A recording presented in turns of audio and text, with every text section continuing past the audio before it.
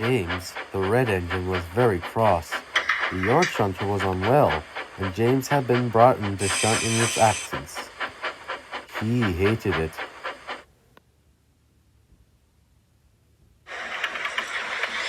He puffed backwards and forwards all day, pushing and pulling freight cars and coaches into place.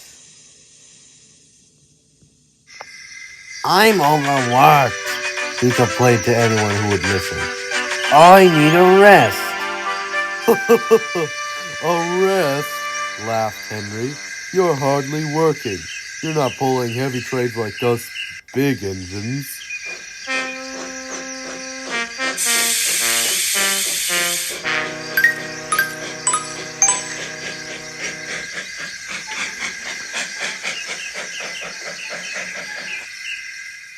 Edward sympathized with James. He knew just how tiring shunting could be. "Don't listen to them, James. I think you're doing a grand job. I'm sorry I can't help, but I have my own trains to pull." But Edward was only wasting his breath. James was too cross to listen.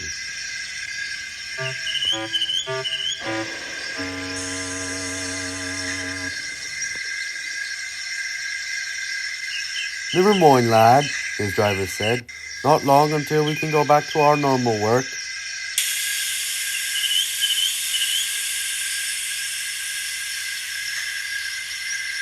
"Well, I'd rather be done now. I'm tired," James sulked.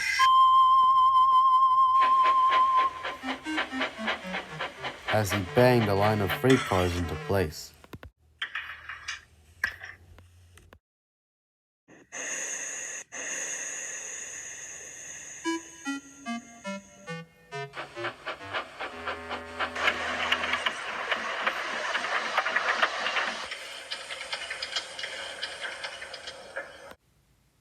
James thought he'd be stuck shunting forever.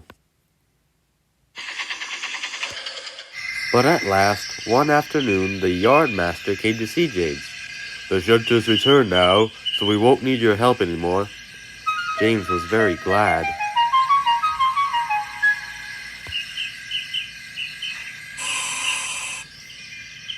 Until he learned he still had more work to do.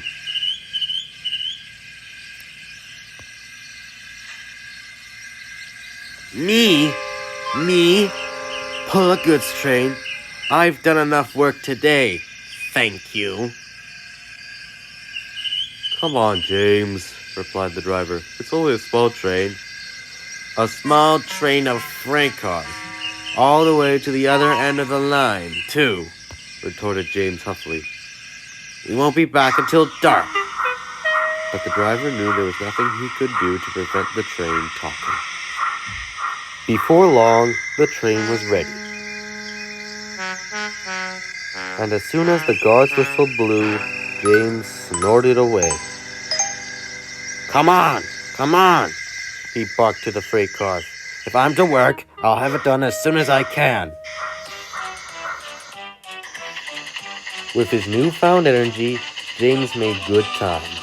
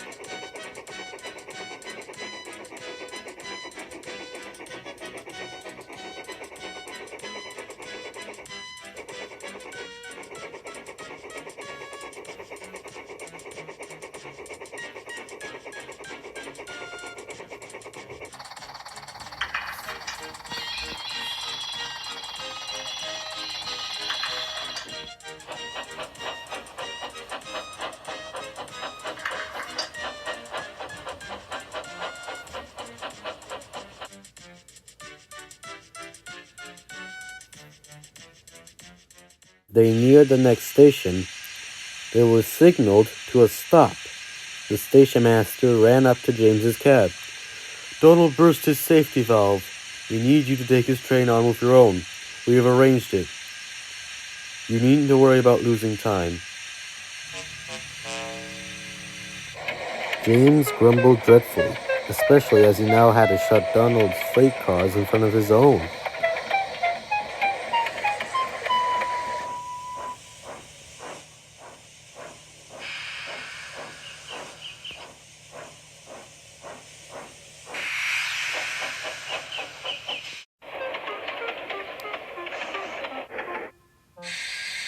As he was finishing up, Gordon rattled by the express, laughing at the red engine as he went by. James went red in the face. Donald apologized to James, but he just ignored him. "An apology won't get me a break," he muttered darkly. Soon all was ready. James set off again, this time with an even greater determination than before. He thundered along the line at a tremendous rate.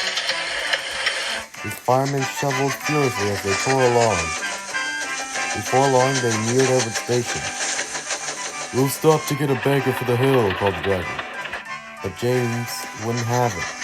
"I can do it! I can do it! Just let me show that hill what I'm made of." His driver agreed.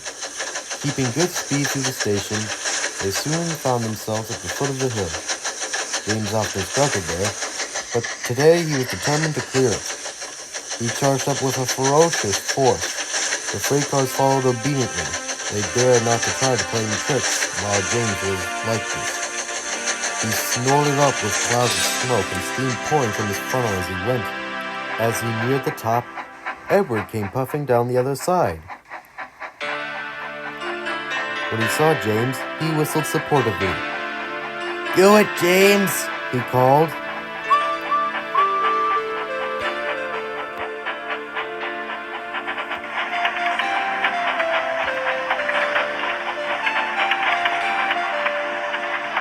But James didn't notice.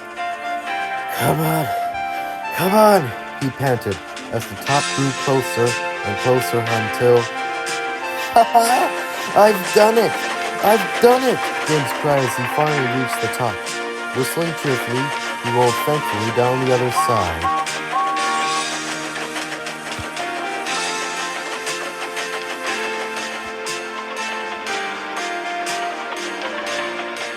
He soon arrived at the end of the line, where he stopped to have a well-earned drink.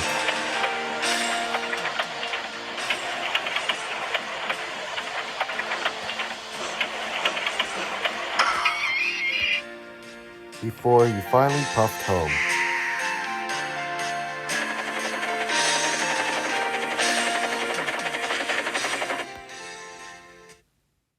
It was dark when he arrived at the sheds, but he found Sir Topham Hatt waiting for him. "Well done, James," he smiled. "I am very proud of you. Edward told me all about what you've done. You certainly are a credit to my railway." James could only manage a smile. "You've certainly earned yourself a rest," Sir Topham Hatt continued.